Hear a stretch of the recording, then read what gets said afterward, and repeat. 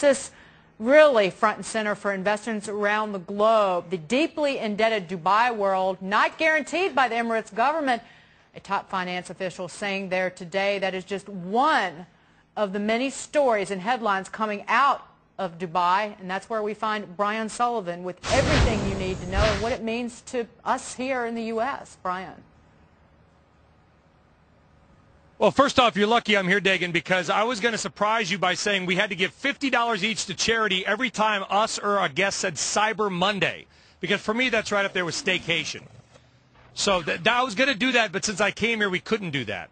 So I just want you to know that about Dubai. But let's get to the matter at hand here, which is, unfortunately, the reason we're here, which is a concern over the debt, a couple $billion in debt, maybe more than that, calling it the Dubai credit crisis, although I think the Dubai government would like you to believe it is not a credit crisis. Either way, we've been reporting here live all day and had a chance today to go back and forth with the CEO of PIMCO, Mohammed Al-Arian, about the situation. I'm going to read you some comments here that we put in a graphic for you. Again, this coming from Mohammed Al-Arian.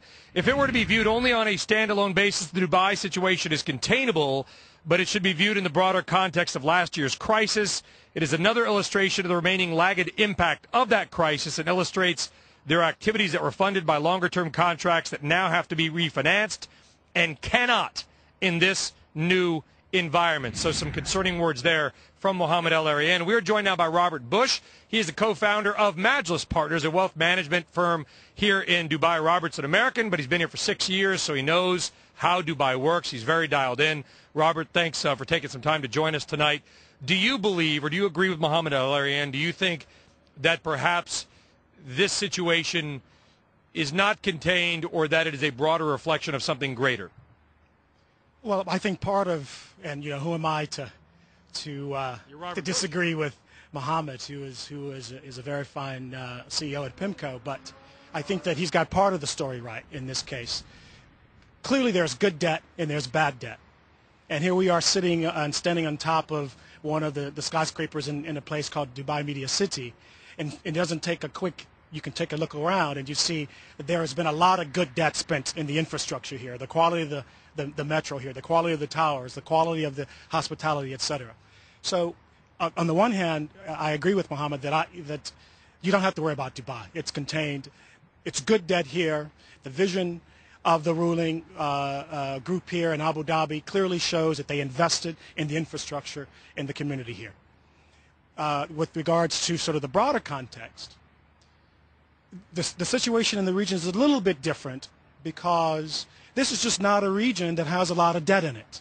If you look at what happened with Kuwait, if you look at the rest of the GCC, Saudi, Qatar, etc., the debt to GDP is minuscule compared to what it is in the West, what it is in the United States, and other places. So I don't think we have to sort of worry about the broader context with regards to the GCC. But why not? Because investors and maybe Americans lump in groups of stocks, they lump in groups of countries. The countries you mentioned, Saudi Arabia, Kuwait, very heavy in oil. Qatar, very heavy in gas. Abu Dhabi, one of the UAE, very heavy in oil and natural gas, very rich, $500 billion in a sovereign wealth fund. Dubai doesn't have the natural resources. Dubai's natural resources has been building and construction and the services and the jobs that follow. Don't you see a risk to that longer term?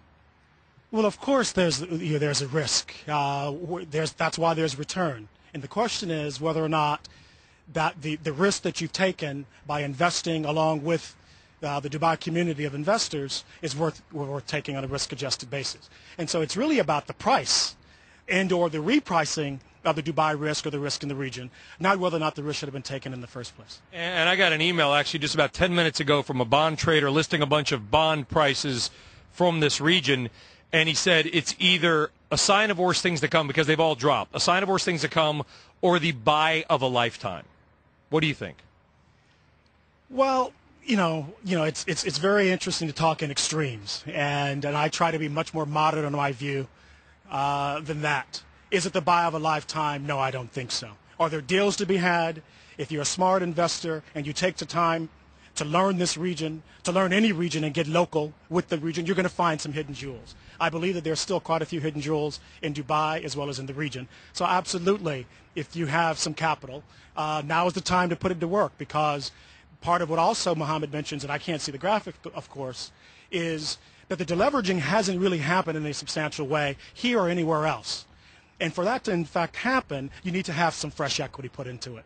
And so, yes, there are bargains here, and I would love to be in the business of having a bunch of cash sitting on the sidelines. And as the government of Dubai and other corporates, et cetera, in the region look to deleverage, they're going to be looking to substitute that debt with some fresh equity. And yes, now is the time. Very quickly, 1 year from now, will Dubai be in a stronger position than it is today or a weaker position? The smart money says that Dubai will be absolutely in a stronger position. I think that there are a couple of reasons for that. Past is prologue. 15 plus years ago, the UAE government and the Dubai government made some pronouncements about what it was trying to do going forward. And we saw the result of that. We saw 5-time multiples on GDP. We saw an ambitious, small emirate in the region turn into an icon of ingenuity and et cetera. So don't bet against this government. These guys have set their mind to it, and the same energy and focus they put into putting Dubai on the map, they're going to put that same energy, I believe, in making sure that Dubai stays there in a year's time. Robert Bush, co-founder of Majlis Partners. Robert, one of the guys that moved here for the opportunity. Robert, good to see you. Thank you. Two Americans meeting up on a rooftop. And I'm staying for the opportunity. And you are staying for the opportunity. So, Thank you, Brian. so there you go, Dagan. One of the many expats that is here and making a living, and a good living, too. I saw your car.